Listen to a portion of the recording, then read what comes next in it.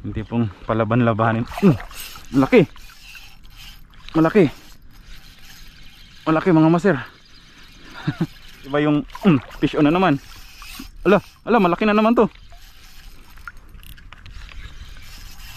Ala. Fish on. Malaki-laki na naman ito. Grabing pigil niya pa.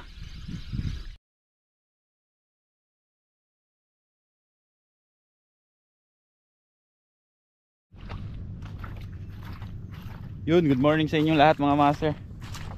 Palakad tayo papuntang spot natin. Yan po, yun yung spot natin, no? Grabe kalawak ng ng low tide. Ayan, tagal-tagal din ulit tayong hindi nakapag fishing.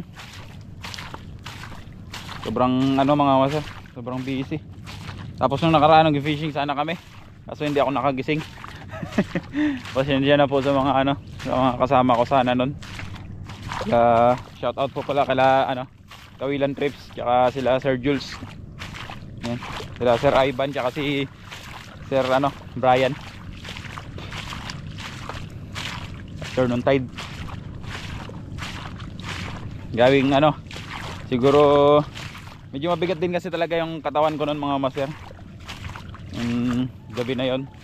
Tapos pinilit ko pa mag-edit ng isang video kasi gagamitin ko yung memory card kinabukasan. Ayun, anong oras na ako nakatulog? 1:00 na ata pasado, mag 2:00 na. Ang usapang alis ay 5:00. So yan, ngayon buti na lang nagising tayo ng maaga.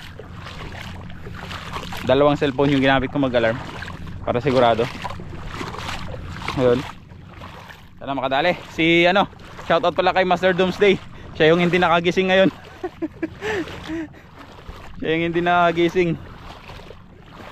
Kagising pa lang ngayon mga master. Yung ating rod mga master ay Crony Rockfish na 782 UL. Yung ating reel ay Diaphanous 2000 series, spooled with parang 6 pounds at 4 pounds na braid. Hindi ko na alam kung anong mga naka-spool sa ko. Basta Eastern Hunter to mga master, galing kay Red Tackle. So ayan mga master yung gamit nating lure. Yan po, silver. Kasi talaga ito, goods kasi talaga itong rockfish na to mga master. Subok na ito. Malambot yung niya, tip niya talagang pang pang light game yung laro para sa mga magagaan na lure. Kumbaga pang finesse talaga. Solid tip pa, tas mahaba mga master. Yun yung nagustuhan ko rito sa rod na to kasi pag mahaba kasi ang rod mga master, kahit na medyo magaan yung lure, mas malayo niyang may kakas. Sa ikumpara nyo sa sa mga maikli na rod na medyo malapit lang. Kita nyo naman tong mga spot natin dito sa amin. Talagang kailangan makapaghagis ka ng malayuan para maabot yung mga kain ng isda, kasi madalas lusungan yung mga spot. Hindi katulad sa ibang spot na lang may mga pag nakatungtong sa bato ganyan, pwede na yun na medyo malapit lang ang hagis. Pero pag ganitong mga spot, mga lusungan, talagang kailangan malayo yung hagis para mas malaki yung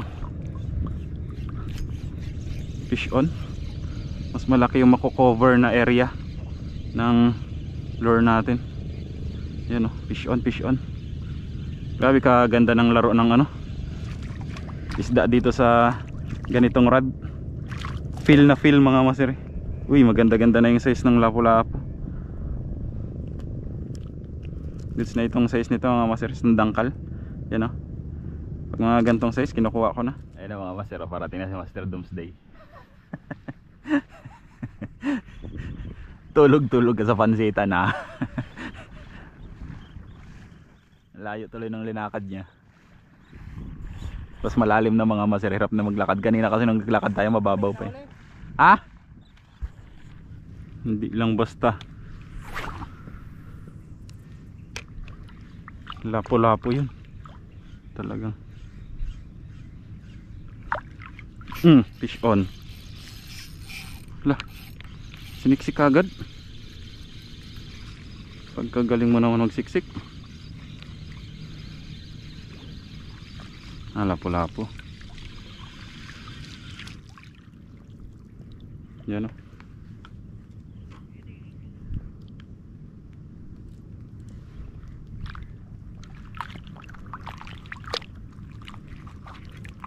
Lapo-lapo mga master. Pangkip na din.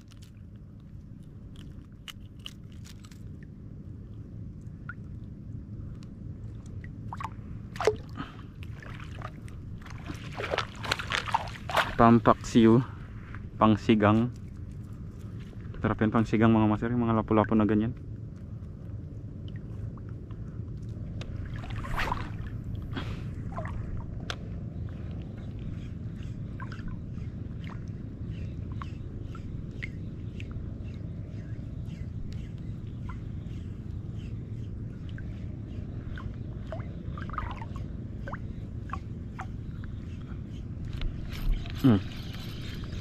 Fish on.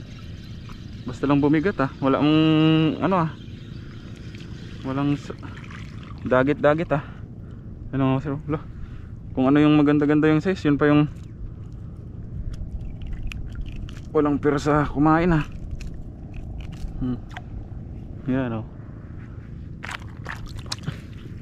pangatlo ba. Napaka-gaming na lang tayo nito pag ganito.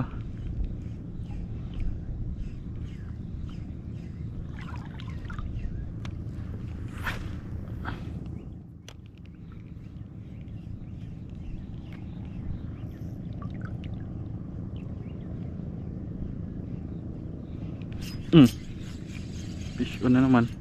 Uy, yun ang isabit. Uy, kanuping. Kanuping na lapad mga master, yung pabilog. Yun na yan.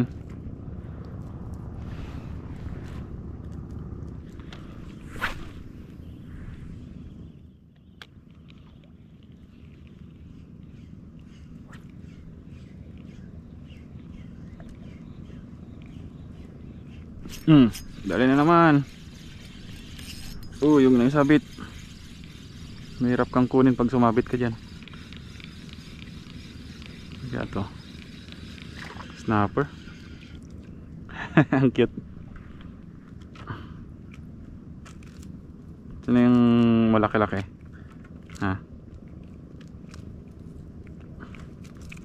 Malaki-laki nyo.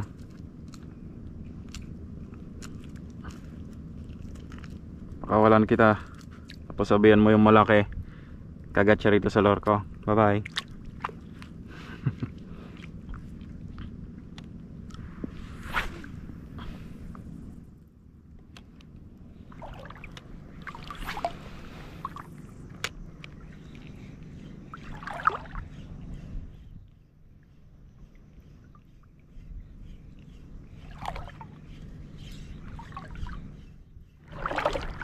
Halos walang mapapansin.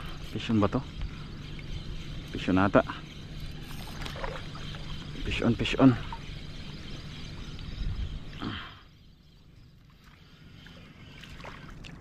Kanuping na naman. Ganun sa kanuping kanina. Kinukuha ko yung mga ganito mga master kasi hindi to masyadong lumalaki na katulad ng sa ibang kanuping. Ganito lang talaga yan sila kaliliit.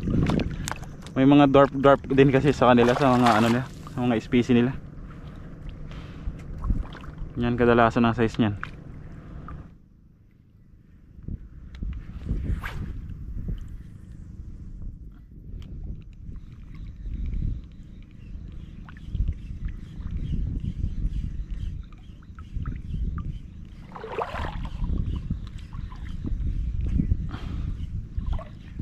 Fish on. Dali na naman mga master. Uy, huwag na isiksik. Isiksik. Pakuha ka na. Uy, maganda-gandang size nito Kanuping na naman. Tingnan niyo yung kanuping mga masiro, yung mga lapad, mga bilog. Pare-pare sila ng size, di ba? Ganyan lang kasi talaga yung kadalasan na ano nila, size nila. Ay, yung mga ano na yan, yung iba yan dyan, mga mature na yan, mga may nagbibihod na ba. Cute size eh, mga dwarf. Ang kagandahan kasi dyan sa mga ganyang kanuping mga masir, malapad siya, kaya maraming laman ka makukuha. Hindi katulad sa mga kanuping na yung pahaba, yung mga madalas makuha dito sa gilid, yung mga may tuldok. Pahaba kasi yun siya. Pag ganyan lang siya kaikli, parang ano, hindi siya karapat dapat kunin kasi maliit, konti lang din yung laman na makukuha sa kanya. Hindi katulad ng ganyan, pag ganyan na siya kahaba tapos malapad pa siya, medyo malaki-laki na yung makakain mo sa kanya. Marami-raming laman na yung makakain, kaya worth it na siyang kunin. Ang galing mag ano sa ano, mag cover sa damuhan. Yun o, sa tinayon natin kanina mga master, sa mababaw. Doon sila ano, sumasagi-sagi, kaya naalis sila.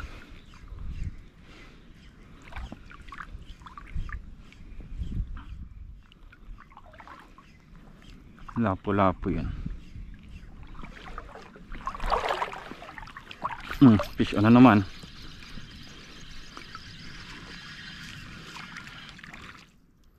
Lapo.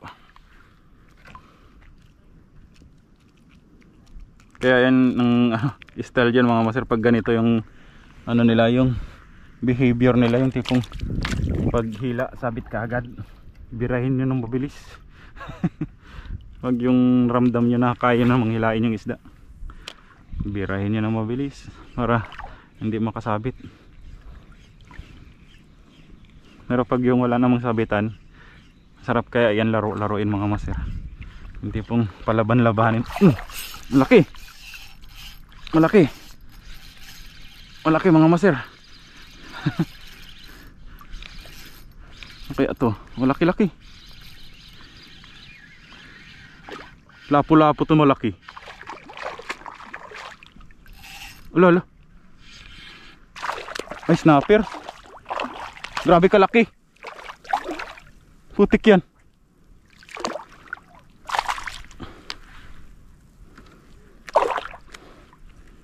Mamaw. Kanuping? Snapper. Okay. Grabe kalaki.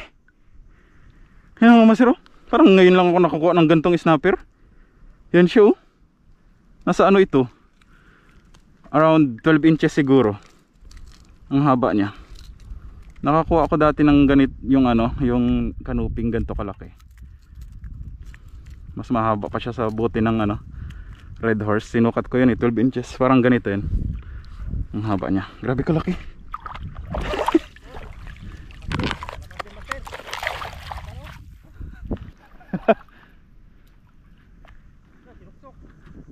Batuhan pa naman yan dyan. Para lapo-lapo. Sinabit. Kailangan natin baka nalaba. Pag kinagat, bakbakan mo.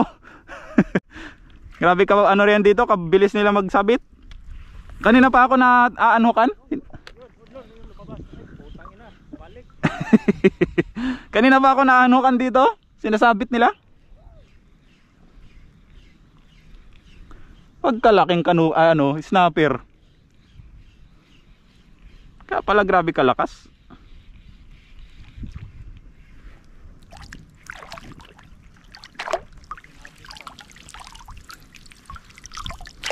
Kalaking ano ito? Snapper mga master. Sinabit lang to. Nagano yung rad eh. Oo, pumitik. Oh, pumitik. Sinabit lang yan. Kung swerte kung andyan pa rin.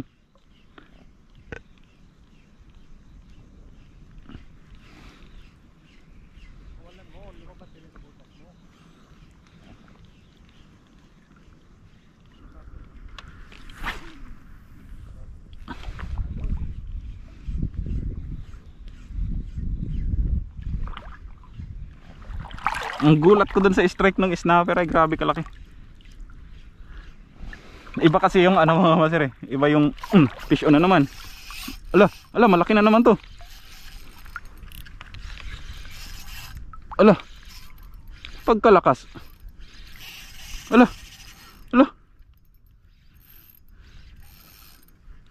Siniksik na ito.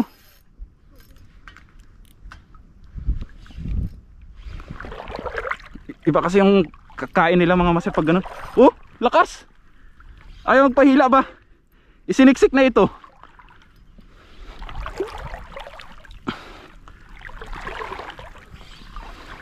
May kawan yata ng checker dito.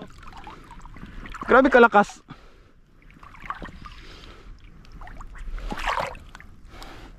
Kung alam ko lang yung light setup ko sana ang dinala ko. Yun oh. Palinis ulit ako ng reel. Nalubog. Nalubog. Ay, na-unhook. Ano? Grabe kalaki master.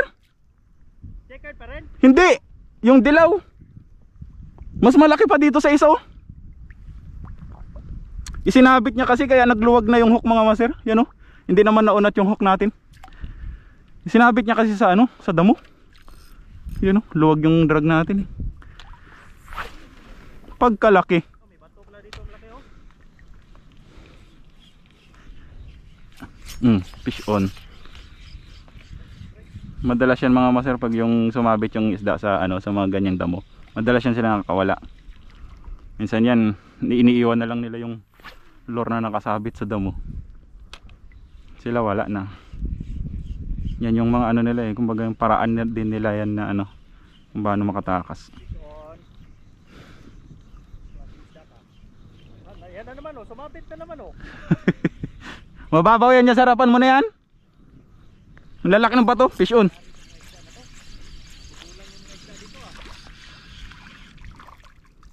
Ah, iba ito. Checkered na maliit. Kaya pagkasayang ng malaki na yun. Nakabalagbag pa naman. Bye bye.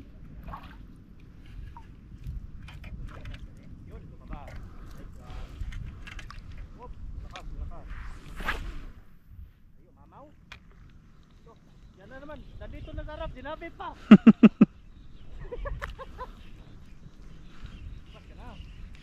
Malalambot kasi yung mga rad natin, fish on na naman. Grabe kalalakas nga magsabit, sabi ko. Kaya pag nagkaroon ka ng pagkakataon, hilain mo na talaga eh. Huwag mo pagbigyan.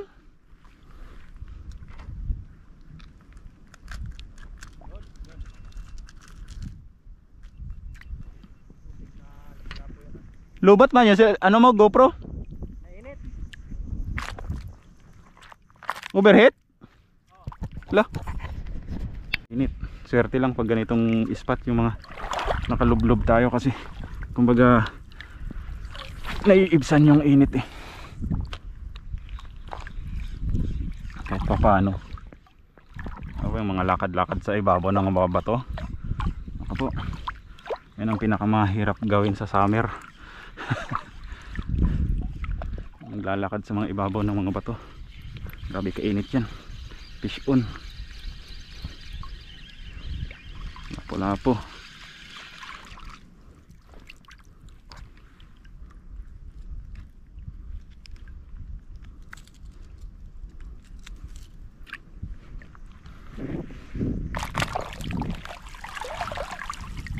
Dalawa na sana yung malalaki ko. Kung nagpakuha yung isa.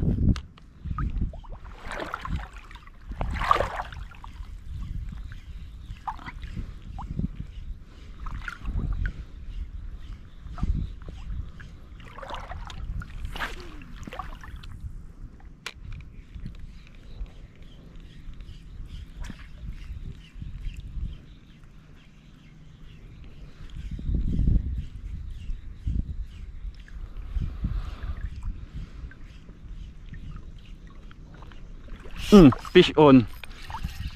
Malaki-laki na naman ito. Grabing pigil niya ba.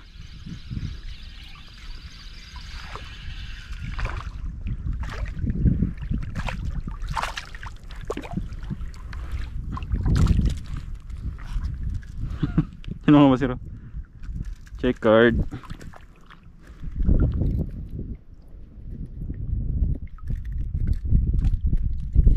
Grabe talaga makapigil yung mga ganitong mga ano, mga snapper. Diba? Dito na lang sa mababaw.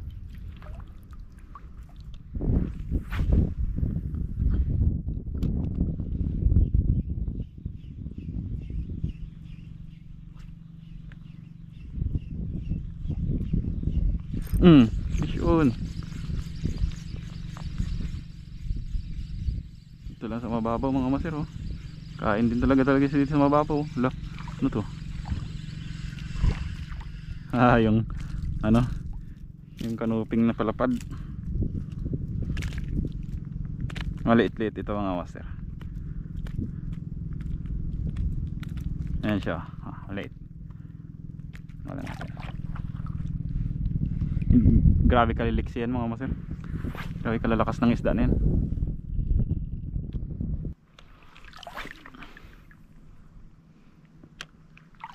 Talagang sureable. Strike. Dito pa rin. Dito pa rin. Maliit-liit lang to. Wala, inabol siya ng ano, balo. Sirit siya. Snapper.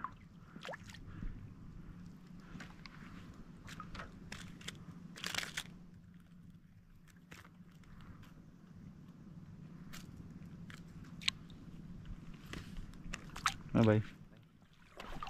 Buhay yan. Mas dali pang ayan sila mag ano. Fish on. Bilis pang ayan sila maghilom. Fish on mga master, malakas-lakas.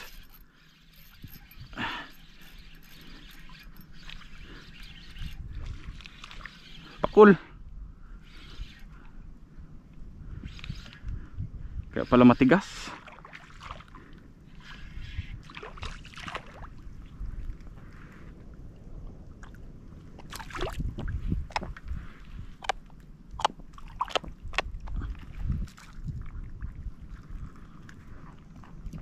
Gusto mo pa call master?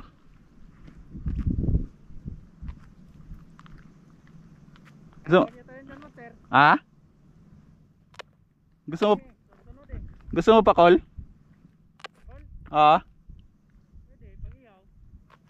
Sa'yo na lang.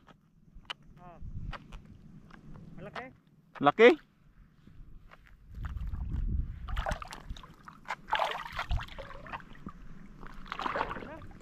Ah. Lalim dyan banda master, magtabi-tabi ka ng konti. May butas yan dyan na ano.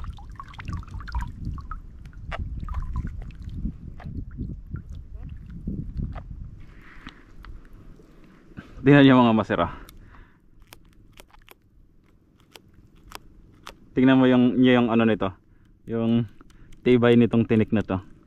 Yung kumbaga yung ano, kaya siguro tinawag sila na trigger fish. Tingnan nyo. Papaliwanag ko sa inyo mga master. Yan oh.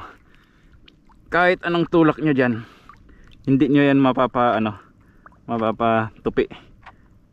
Yan oh. Ang tigas nyan mga master, kahit anong tulak nyo dyan. Yan oh. Kahit anong tulak, nagbabaluktot na yung katawan nya. Nagbabaluktot na yung katawan nya oh. Tingnan nyo. Oh, yan oh. Tingnan nyo mga master. Bumabaluktot na yung katawan nya sa sobrang tulak natin. Pero pag dito nyo yan inano oh. Oh. Tiklop siya mga master, di ba? Tiklop siya. Oh, tingnan niyo. Unat niya diyan, hindi niya talaga yan ano, pero pag yan dito niya lang oh. Tiklop. Tiklop siya mga master. Tingnan niyo. Tingnan niyo yan oh. Oh. Kahit anong tulak niya yan diyan, grabe katigas yan mga master. Pero pag dito niya yan ano sa ano, kumbaga ito yung pinaka-trigger niya. Ito yung pinaka-gatilyo. Kumbaga sa ano. Butas pala to dito. Butas-butas yan diyan master. Kumbaga sa baril ay ito yung gatilyo niya, ito yung trigger niya. Kaya siguro trigger fish. Ayan, tingnan nyo, konting ano lang oh, pitik lang oh.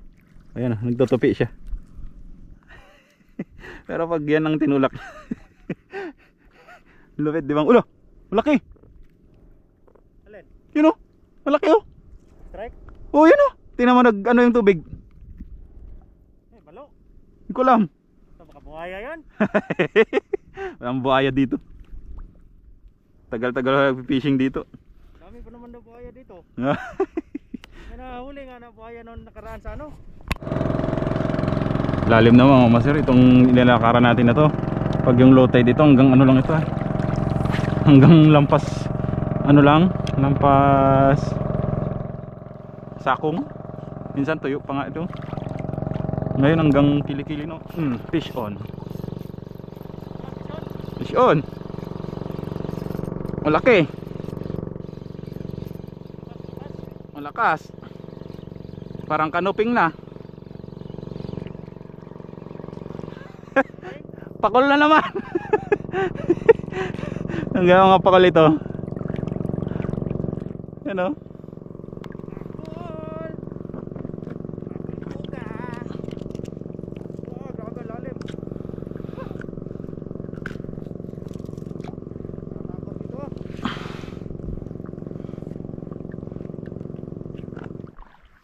Baka ito na daanan na nilang mga yan. Tignan mo yung mga ulap Master oh. Oh.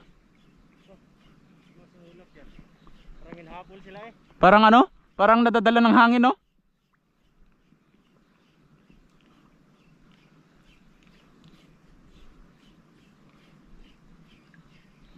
Malakas siguro hangin sa taas.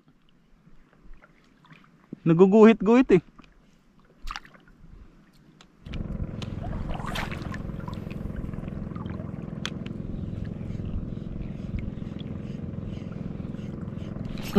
Dali. Parang hindi siya lapo-lapo. Kaya to bumalagbag siya. Ano to? Lo, ano to? Kanuping ata. Kanuping. Kanuping na mga master.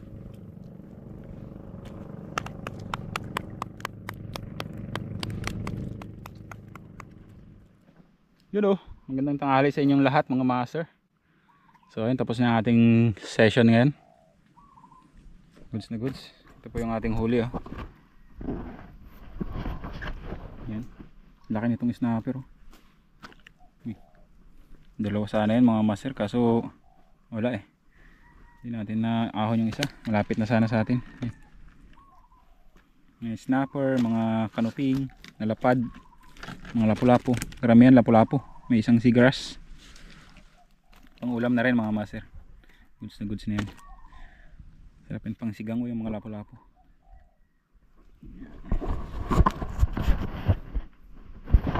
So ayan, yung kasama nating fishing no? Nakahabol. Master Domesday. Ang dali niyan, nakadali rin yan, dami rin ng huli oh. Nadali rin siya ng ano, huli niya oh. Dali ng pakol. Dali rin siya ng pakol eh. Nangangat daw pala. So ayun, hanggang dito na lang po ang ating video. Abangan nyo na lang po ulit ang ating susunod na video mga master. This is Prince Pwede Fishing. Ingat ang lahat. Fish on. God bless.